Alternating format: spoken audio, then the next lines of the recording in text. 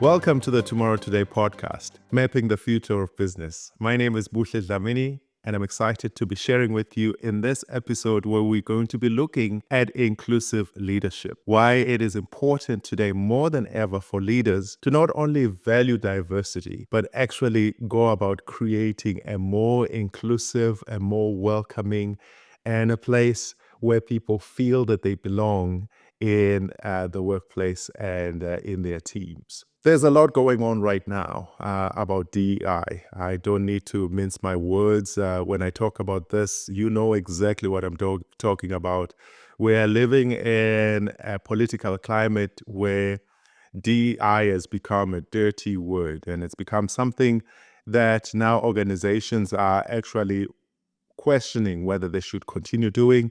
Especially if you're thinking about North America, this is something that has become uh, kind of a poisoned chalice.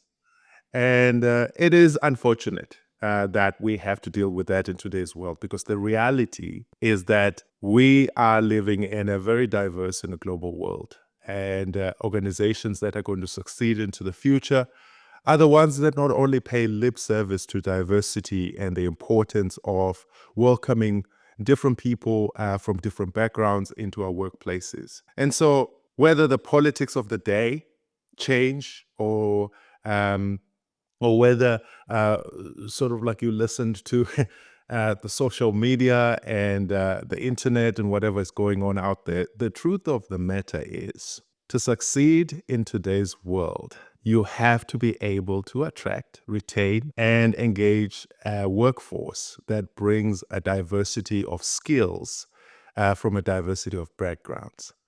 And in order for you to do that successfully as a leader, you are going to have to think about inclusion and belonging, because nobody wants to work at a place where they feel like they don't belong. And so forget about the politics and all that's going on right now, and just think about the future of business. And so if we're being honest and if we're being real and not be swayed by whatever is going on in the world of politics today that might change tomorrow, we're going to realize that inclusive leadership is quite important for the future. And so in this episode, we're going to look at, what does inclusive leadership look like? What does it mean to create an inclusive culture? And how can we do that by thinking about things like psychological safety, managing unconscious bias, as well as utilizing cultural intelligence in order for us to become more inclusive leaders. And so, thriving in today's world, the key word that we often talk about here on the Tomorrow Today podcast, and also what we talk about when we engage with our clients, when I engage with my clients, is this key word or this key phrase of understanding that the future of leadership has to be adaptive leadership. And part of adaptive leadership is embracing difference and inclusion. And so in this episode, we're going to be hearing not only about inclusive leadership, but we're also going to be looking at adaptive leadership as one of the key skills for success in the future. So let's delve into it. We're going to be let's look at some of the key points here that leaders need to embrace in order to be inclusive leaders, to show or to model inclusive leadership. So the first thing that we've got to look at is the importance of creating an inclusive culture. It is a leader's responsibility to guide the organization through the culture that they create. And so inclusion actually means that everyone feels that they belong and can contribute meaningfully.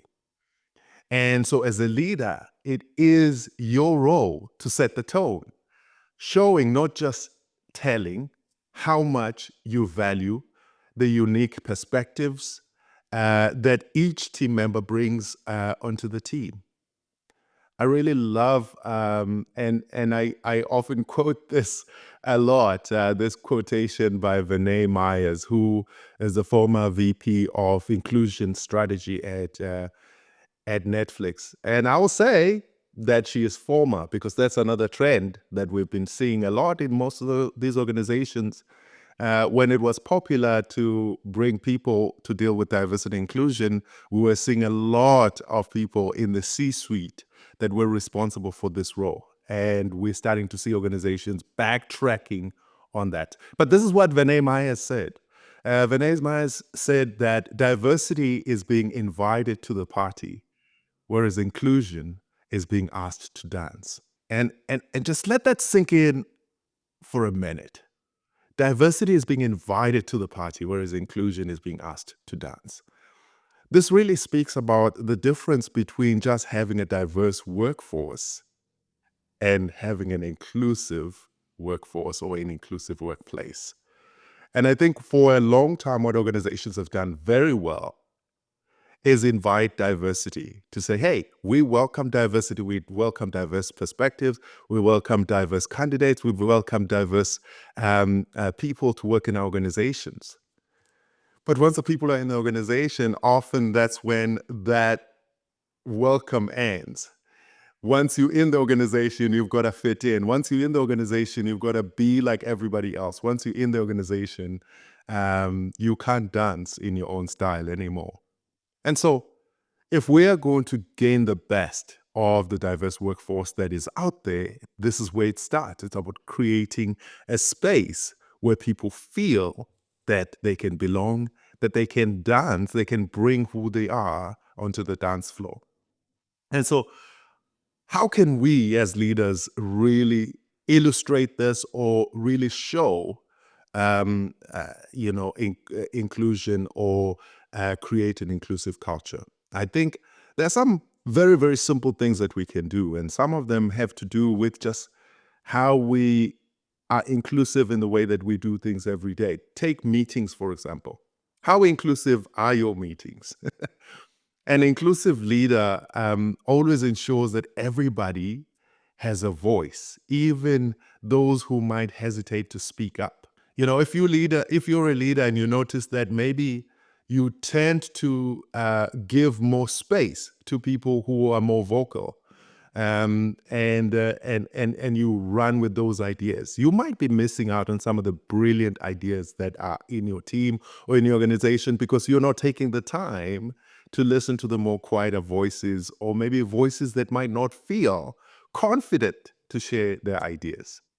Just because someone is the loudest or speaks the most doesn't mean that they're the smartest in the room. But often as leaders, we fail to realize the real genius that sits in the room if we only focus on those who speak the loudest. So what about maybe rotating some leadership roles and inviting all the different voices? What about maybe creating some quiet times in your meetings for people to reflect and maybe give them time to consider their answers so that they can really participate fully? And so this means that inclusive leadership requires us to think about what are the different styles and the different approaches that people have, and how can we create a space that allows all of the voices to be heard. Another thing that we can do in terms of creating inclusive environment or inclusive culture is just by celebrating those differences that exist in our teams. And when this is done successfully, I've seen this in organizations that I've worked with, where they honor cultural events in the calendar by creating space in the organization for people to celebrate those with everybody. When this is done successfully, it doesn't lead to more isolation, but it leads to more understanding and collaboration. What I've seen, the bad ways of doing this is to say, hey, all the people who are celebrating Ramadan, let them have their corner somewhere where they can go and celebrate. A more inclusive way is to say, hey, let's create opportunities for people to learn about that culture and or about that religion, allowing people to connect with those differences in a way that's natural and that's not forced, because you don't want anybody to feel that they have to be forced to do anything in terms of celebrating those differences. But don't put it in the corner. Don't hide it in a private room and say those people must go and celebrate their differences in that corner. But create an opportunity for it to be really, truly inclusive and allow others to ask questions and to embrace and to really engage and create more understanding. So I know I can speak a lot about creating an inclusive culture. That's what I talk about to organizations all the time. But here's what I'm just going to say is that creating an inclusive culture, it's not just a once-off thing. It is what we as leaders need to model every single day. The second key, it's about fostering psychological safety. I was speaking recently, I would say probably a few months ago, and I mentioned psychological safety. And I think sometimes, as people who are involved in this work, we can take it lightly that people understand what we mean. Someone in the audience said, "What are you talking about? What is psychological safety?" And I actually had to stop and go back and basically say, and take some time. Now, don't be offended if you are one of the people that fully understands, has been talking about psychological safety and it's part of your vocabulary and all of that. But when it comes to this topic of psychological safety really speaks to um, creating a safe environment that encourages team members to share ideas and admit mistakes without fear or favor. And so psychological safety is it's about creating a space where people feel free to be who they are. So it might sound a little bit just like what I was talking about in terms of, inclusive culture, but this takes it a little bit further.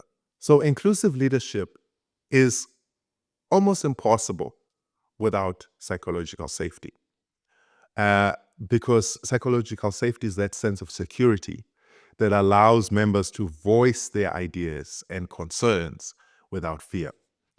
When psychological safety is missing, it can really lead to some of the bad things that can take place in an organization. I think the worst of which is what we saw with NASA's Challenger disaster. Now you might remember that the disaster that took place, and the reason behind it actually had to do with the culture of the organization, where engineers did not feel safe to challenge their managers and their leaders. And they were so afraid of missing deadlines that there wasn't an open environment for people to say, hey, we are not quite ready with this process to move on to the next step. And as a result, the consequences were actually catastrophic and deadly as the Challenger exploded midair, carrying all those astronauts. And it was a really disastrous event. And all of it had to do with the lack of psychological safety. And so, how do we as leaders then create and foster psychological safety in our organization? One example could be just by leading by example. One of the things that's often hard for leaders to do is to admit when they've made mistakes. And so if you want to create an environment where people admit their mistakes and they're willing to be corrected and to be challenged on their ideas, you do it first as a leader. You be the first one to admit when you've made a mistake and encourage people to be honest about their mistakes. But also, it's about regularly asking for feedback from your team. Um, you know, Simple things like, what's the one thing that I can do to be better as a leader? And when we think about that, yeah, it might be scary. We might say things like, oh, I don't want to open a can of worms. But maybe a can of worms is what you need in order for you to create that safe environment. And so ask the question, what can I do better as a leader? And as a result, it gives you permission, or it creates an environment where team members can ask each other the same thing as well. And it gives you permission to ask your team members to do better in some things that they might be lacking in. The third aspect of inclusive leadership is really understanding this whole concept of managing unconscious bias. And so the moment I say unconscious bias, I know some of you are already thinking, oh, here we go again. He's going to talk about how we are all wrong and how we're biased towards certain groups of people. And I think that's a wrong way of thinking about unconscious bias. Often people think that when we talk about unconscious bias, it's about us versus them. It's about certain groups saying that they are right and other groups saying that they're wrong. The truth of the matter is we are all biased, every single one of us. To be a human is to be biased, and so the moment you understand that, the moment you understand that we all have biases and biases are normal, and that's part of being a human. I really love the story that I often share, that Archbishop Desmond Tutu shared with us. Uh, and now, if you ever met Desmond Tutu, you would know how he was. He always loved to tell stories, and he had this great sense of humor and self-deprecation. And it tells a story about the time that he got on the plane, the first time he got on the plane when a pilot was a black African pilot, and in South Africa that was a big deal after apartheid. And so he was on the plane and was so excited. He's like, when he heard the voice of the pilot, he's like, "Oh, I'm so excited that I get to sit here and experience this moment." And the plane took off, and turbulence hit. And when the turbulence hit, he found himself thinking, "Oh, I hope this black guy can fly this thing." And and now, of course, that just shows you the impact of bias. That here is one of the most inclusive leaders that we know of in the world, Desmond Tutu, and he himself was finding himself that struggling with some of the ingrained biases that have been built in. So you don't only have to be biased against someone who's not like you can even be biased against people that look like you. And so biases are the ways that our brains um, jump to conclusions. And it is something that we develop naturally. We tend to put people in the in group or out group. When you're walking down the street, or and you see someone, let's say you're walking down the street in in the evening, and you see someone walking towards you on your side of the sidewalk. In that split second, when you see that person, your brain quickly decides, is it safe for me to stay on this side of the road, or should I walk across the road to avoid this person? That's what biases do, is it decides in those first few seconds whether someone is in the in group, which means that person is favored, or in the out group, which means that person is someone not to be trusted, and so on. And so in our organizations, biases shape our decisions, often unconsciously. And so to manage unconscious bias, leaders must challenge their assumptions and diversify their own perspectives and the perspectives that are allowed in organizations. When unconscious bias goes unchecked, people's lives get affected. People's opportunities get minimized. People don't get promoted because of the biases that exist in the decision makers' minds. When biases go unchecked, it leads to unfairness and many other things. And so, how can we deal with this? We can use fair reviews, and by using structured criteria and anonymous feedback to ensure fairness, for example. But also, one of the things that we've seen is when organizations uh, challenge unconscious bias, they diversify their hiring panels, for example, by implementing scoring systems that reduce bias in recruitment. And it's quite important for us to think about how unconscious bias shows up. And I speak a lot about this. And so when I speak about creating an inclusive culture, I can help you just delve into this a little bit more. But here are just some of the ways that unconscious bias shows up. It shows up in stereotyping, where we automatically jump to conclusions. Oh, this person is of this background, so they must be like this. Or it could be confirmation bias, where we confirm what we already believe about a certain group, or about a certain gender, for example. It could be affinity bias, where we show favor to those who have more affinity towards ourselves. So, oh, they went to that university, they must be brilliant. So yeah, let's bring them on.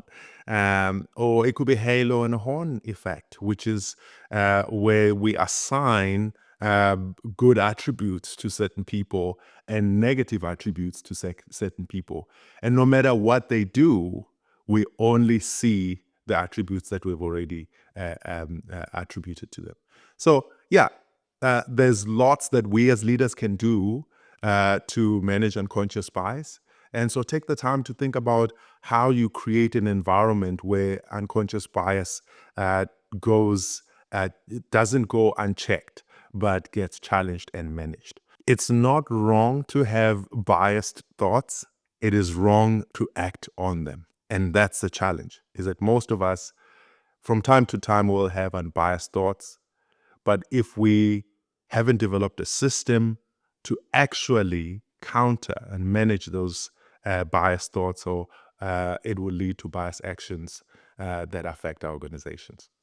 Very, very exciting interview that we've got for you today. It's our guest interview is with Jean Stevens. Jean Stevens is a former CEO of RSM, and right now she enjoys the role of being a senior advisor. And she'll be talking with Graham Codrington, my colleague, on the critical role of adaptive leadership and preparing organizations for the 2030s. And Jean emphasizes that effective leadership is rooted in understanding people and in fostering a culture that embraces change. So very much linked to what we're talking about today, but just expanding a little bit further on the importance and the role of adaptive leadership. So let's take a listen to the interview with Jean on her big idea for the future of leadership in the 2030s.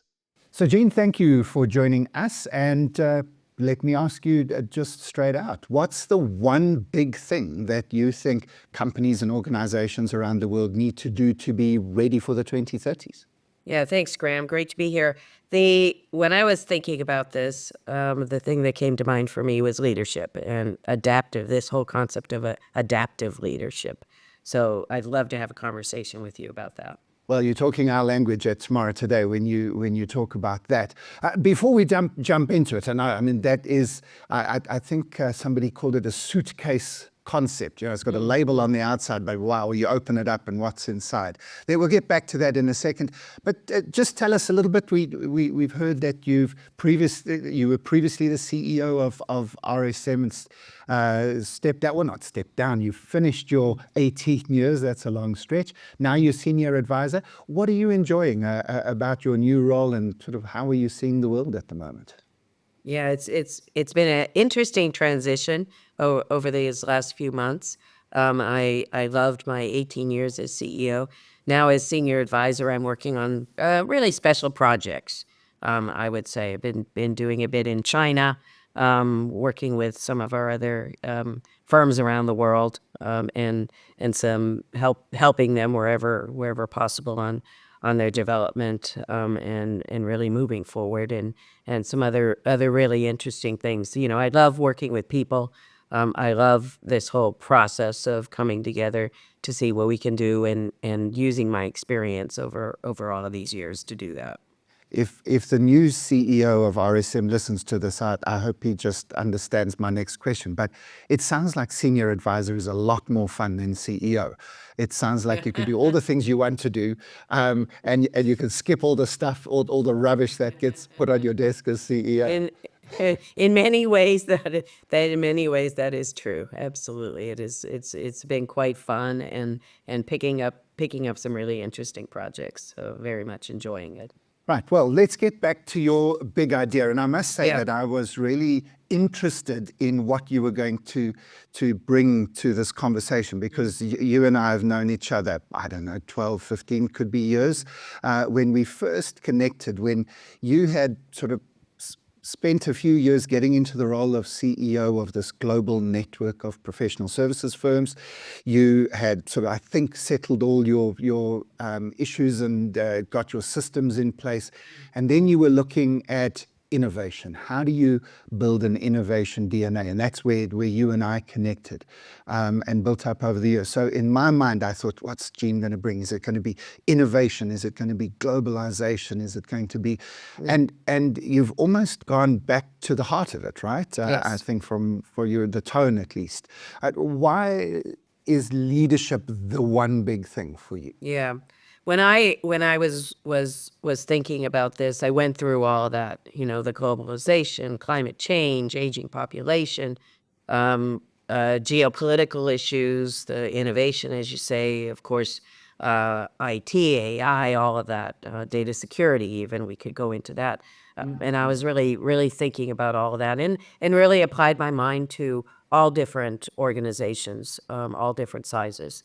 And as I was thinking about that, I thought, I have a core belief that regardless of the industry, it all comes down to people, and the organizations that are going to be sustainable, that are going to thrive, and I look at it not just short term, but the medium to the longer term. So really a substance for organizations. And my experience is it always comes down to the people. And that then starts with leadership. It starts and ends with leadership. And what's interesting, and I don't know how you hear this or feel about it, Graham. I think leadership is everyone can throw it around. Is very hard to live. It's very, very hard to live, and I dare say lots of people think they're great leaders. But it's what are the attributes of that, and in this context of your question of successful organizations going forward and into the 2030, then it becomes the attributes of a successful leader, and then interestingly, and we can talk about that if you want, is how does an organization prepare for future leaders, and what is that? What is the role and the responsibility and the duty for that? And I see a lot of opportunity there across the board, across all industries, and that's why I landed on this, and I'm very passionate about it. Wow. No, and I love that idea also of looking at how do you develop the leaders. I know that was one of your passions, and the person who took over from you was internal, and that's possibly, I don't know if it's always the best way, but it seems to me that if you can do that, you've done something right in your systems. But before we look at that, because I think that'll be a nice place to land. Look, every organization's got leaders, right? Whether they're good or bad. So I'm assuming we want to add some kind of qualifier. It's not just we must have leaders, because we all do. Yeah. What does a good leader for the future look like to you? Yeah. This is in my initial comments. I talked about this concept of adaptive. Adaptive leaders, and for me, and there's many different things about that. So anyone can read and go read with that, and from brighter minds than myself. But when I think about that, it's really about taking the best from the experts. So for example, back to your point about innovation, it was never in my mind that I had to be the expert on innovation, but I did need to get to the people that need it. And it was my role as a leader to understand that as an organization, we needed to focus on that. And therefore, how do I bring that in? So it's it's being aware of all of the issues. So we talked about geopolitical, and that's why I landed on leadership. We talk about globalization, all of that. All of that falls underneath leadership. The leaders need to be aware of all of those issues, aware of what's happening, aware of what's going to impact the industries that they're in and future, trying to predict it down the future, or at least get access to that. And a good leader, of course, doesn't try to do everything themselves. In fact, that's quite a ridiculous concept. But to get access to it and bring that into the organization at the right time, and also then that leads to the organization has to have the culture, the DNA, where they welcome change, where they welcome new things coming into it. So then from there you can see it becomes quite complicated. And that's what I'm talking about it with that adaptive. And as you have more information, or as the world changes, or something changes in the environment, then how do you quickly get a step ahead? How do you prepare for that? And that starts with first the attitude of the leaders, watching, looking at things, and then how they prepared the organization and all the people within the organization to be able to be very agile and to quick and to move going forward. We could talk about So culture. We could talk about all kinds of other things that come underneath that. Back to the suitcase that you talked about. no, no, exactly. I mean, this could be an hour-long Yes. conversation. It might even be, as I suggested to you off air, that there needs to be a book with Gene Stevens as the author, because I think that's probably the legs that it needs to be. But let's focus in on this adaptive leadership. Tell me if I'm wrong, or I've misheard, or not put enough into it. I heard three things. I heard sense making, if I can use words you didn't use, but that's that whole, you've got to be looking outside, not just inside. You've got to be seeing what's going on, almost the primary trend watcher, and filtering through what really is important, what's this noise, what's the signal, making sense of it. The second thing I heard was that you are I don't know if there's a clever word for it, but you're removing the blockages. So it's almost as if you're making it easier for your people to do what you think needs to be done. So it isn't necessarily getting it done, giving them lists of things to do, but when there's a blockage in the things that they should be doing, you're there and you're trying to unblock. So you're an unblocker. And then an enabler. You're looking for the right people and making sure they're in the right places, and so on. Would that be fair? If I missed anything? Absolutely. I think that's a good summary, Graham. I think empowerment, that goes with monitoring and accountability, and having the structures for that. So when you talk about being an unblocker, make sure you have the right people that can do it. A trusting environment, a culture where people are able to speak up and act, and have that whole healthy environment, of course, because that's the only way you're going to get agility if you don't have that. So yes, all of that comes into it, absolutely. It starts with, why I always come back to, it starts with the leader, because the leader needs to be able to say clearly, here's where we are, here's what the issue is, let's figure it out together now, what we need to do. Then bring the experts in to do that. But then of course a determination, a clarity of thought, all of those things that go into it, so that the people know, okay, we can get on with it, we know what we need to do, we know what the issue is, and that's the role of the leader. And you mentioned culture Yes. in passing. I mean, obviously that could be a huge topic all on its own. But is what you've just talked about, is that the culture, or is there something more about culture beyond, being clear about what we want to do, empowering people to get it done, getting out of their way if they're doing it, and enabling them if they're struggling? Is that the culture, or is there more to culture than that? I think culture, as you said, culture is a deep topic, and every organization, in fact, has culture already. So the culture is the culture, and every organization has that. So, and culture, or my belief on culture is it's made from many micro actions every day, and it takes a long time to build, and to move and develop. And in fact, it's already always developing by who's in the organization and what's happening anyway. So, but a leader can certainly impact that by being clear about values, clear about vision, clear about organizational purpose, making sure that that's all clear as to where the do's and don'ts are, where those lines are, in terms of actions, activities, of the people, and they can be clear about that. That sets the tone for culture, and then everything else follows after that. And that will ultimately dictate then the success of the people, and what we were talking about with this being able to take the issues or gaze into the future, know what's going to happen, and then take the organization forward in a way that it needs to go. So maybe I'm hearing then a fourth thing on the list there that you're.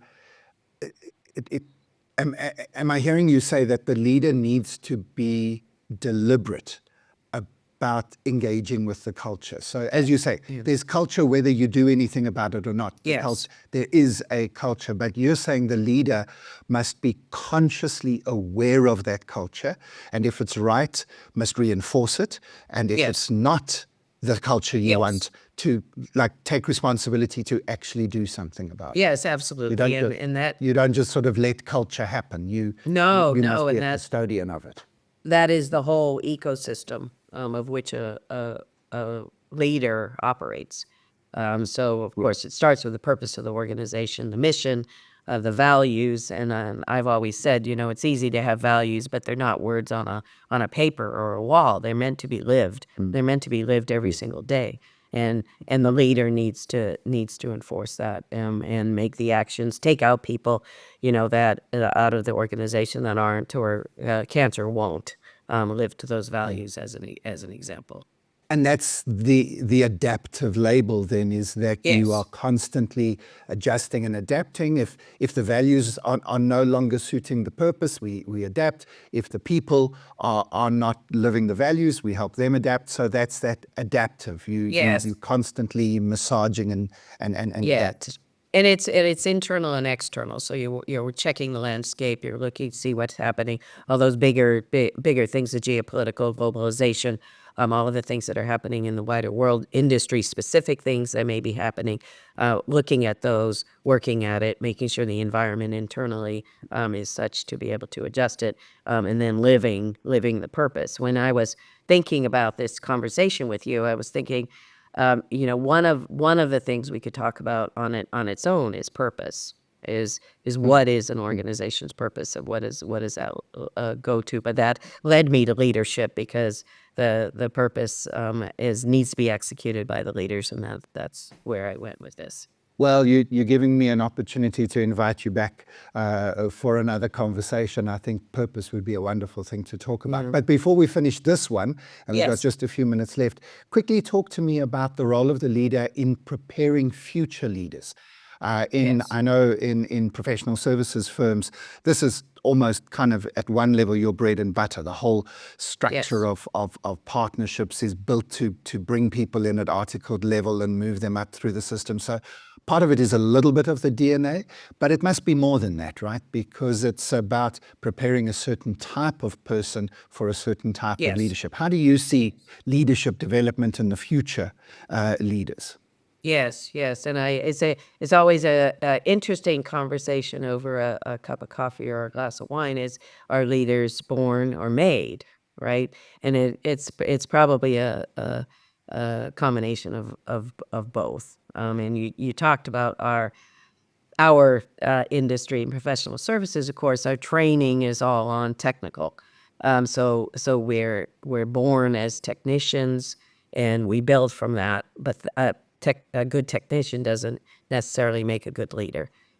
So again, it's as the role of the leaders, watch for other leaders, watch for the skills that are needed, the ones we've talked about in this conversation about it, vision, adaptability, focus. I would dare say values, how people live their life, character, the individual character that these people bring to bear, and then nurture those. Nurture those as they go. Provide there's outside formal training, but I always say it's more about giving people opportunities to sit in on meetings, to have the difficult conversations, for a leader to push people, to challenge them, and to give direct feedback to them, and have those hard conversations that are needed, because that's the only way people learn and develop, and over time I find that people are very appreciative and grateful because you're spending the time with them to help that and help them develop where they need to. And of course, like everything in life, we all have our strengths and weaknesses. So being very self-aware of where maybe you fall short, or what skills you don't possess, is really important also, and then to supplement your own failings, let's call it that, but lack. It's not really a failing, because it's just a lack of something. We can't be good at everything, so making sure to bring people around that are doing that also is very important. And a little bit of self-awareness about that, I think, goes a long way in Yeah, it. so You know, as you say, there's no person in the world who could be the full package. no. You know, so the leadership requires a little bit of humility there. But that's exactly what I was going to say. I think humility is really important, in bringing it, and it's a balance, because you need to be seen as directive, and definitive, on where the organization goes going, and be very clear on that. At the same time, you have to be realistic, and bring that humility in, and supplement, so that the team is whole and not just the individuals. So, final question: if somebody wanted to be a leader, and it might be a younger person Yes. coming up, or it might be somebody who is further along in their career, but they want to just be a better leader, what advice would you give to them in terms of what they can do in themselves to prepare themselves to be an adaptive leader for the 20s, 30s, 40s, 50s, and beyond? Yeah, yeah. I think one, being well read, I think is important. Being knowledgeable. So having the facts, and by reading, by doing a lot of reading and studying, you're learning to form your own opinions, and being able to articulate those, and that always brings value. For younger professionals, my advice always is, say yes when the opportunities come your way, because no matter if they're easy or hard, you're going to be learning, and you're going to be adding to your own knowledge, and that always is a good thing. And I think, find people that you respect, you like what's happening, and do whatever you can to have conversations with them, and to engage, and through that process that you learn and develop over a period of time. And it's not a quick fix. It's something that you just build, day by day, over a long period of time. Fantastic advice. Thanks, Jean. It's lovely talking to you. I'm sure we'll chat again on the podcast in the future. There's so much we could talk about. Thank you Thank very you, much. Graham. Thanks for having me. Lots of food for thought from that interview with Jean and Graham. And as you can see, that adaptive leadership, I love that suitcase example, that it's one concept, but within that concept, there's so many layers and there's so many things to unpack as you look at adaptive leadership. And my hope is that from that interview, you have just gotten some ideas about how you can be a better leader into the future. And so I will wrap up this topic on inclusive leadership by talking about the last element that I believe is important for leaders in order to be inclusive, and that's the element of cultural intelligence, or CQ. The importance of leaders to cultivate CQ is that CQ allows leaders not only to lead with empathy and insight, but also to connect more with authenticity with their diverse teams, and in the process harness the full power of the collective talent and genius that different people bring. Cultural intelligence is a framework that I speak about, and it's a fully developed framework that helps us to understand and to work effectively with people that are different from ourselves. And so CQ is really about understanding, it's about respecting and adapting to diverse cultural norms and values that we embrace as we work with different people on a day-to-day basis. I love what Airbnb does whenever they go to, or whenever they launch operations in a new country. They understand that in order to be successful in a different environment, They need to immerse themselves in that culture. And so they send their leaders, or they grow leaders from within that culture in order for them to understand its unique challenges and opportunities. That's what cultural intelligence is really all about. It's about understanding, and what's really good about CQ is that everybody can grow and develop their CQ. It's not something that's fixed. It's not like you were born with that IQ and sort of that's what you're gonna stay with. With CQ, it's something that you can develop and that you can grow. And the way that it works is that it looks at four capabilities. It looks at like your drive, your motivation, or your interest to engaging with people that are different from yourself, for example, which is CQ drive. And then it looks at your understanding of how cultures are similar or different to each other, which is your CQ knowledge. And then it looks at how do you prepare and plan when you deal with people that are different from yourself, which is your CQ strategy. And then lastly, it looks at how you adapt your behavior in order to not offend, but to engage with differences in a most appropriate way, which is your CQ action.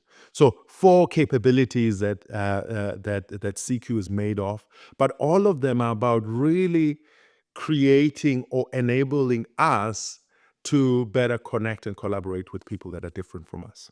So how can you bring this into inclusive leadership? We can do this by adapting communication styles, for example, to align with the cultural preferences of different team members that we engage with. If you are a leader of a global team, you will know how important that is. That you can't use the same communication style that you use in your own cultural environment when you're engaging with a team that's based in a different environment, a different culture, even a different language. Yes, you might still be communicating in English or whatever is the business language of your organization, but you have to understand that the way that people communicate is very, very different. Some are very direct in their communication. And so we call that in CQ your context of communication, whether it's high context, which is indirect, or low context, which is very, very direct. And so when you adapt communication styles, you can engage with people differently and you can be more inclusive in that way. But another thing that you can do as leader is maybe create environments to allow people to understand different cultures or different ways of doing things by hosting cultural exchange workshops or team activities that celebrate differences and about engaging in different ways. All of this is to say that if we are going to be successful into the future as leaders, we cannot just lead without thinking about the differences that people bring. So as we wrap up, remember that inclusive leadership is an ongoing journey. It's not a once-off thing. It's not something that you do once and then it's done. But it is about being adaptive, as we heard from Jean. It's about allowing yourself to adapt continuously, to have an open mind, to learn. And so it's about taking into consideration the keys that we've shared with you today. It's about fostering psychological safety. It's about managing unconscious bias, and then building the cultural intelligences required for you to succeed into the future.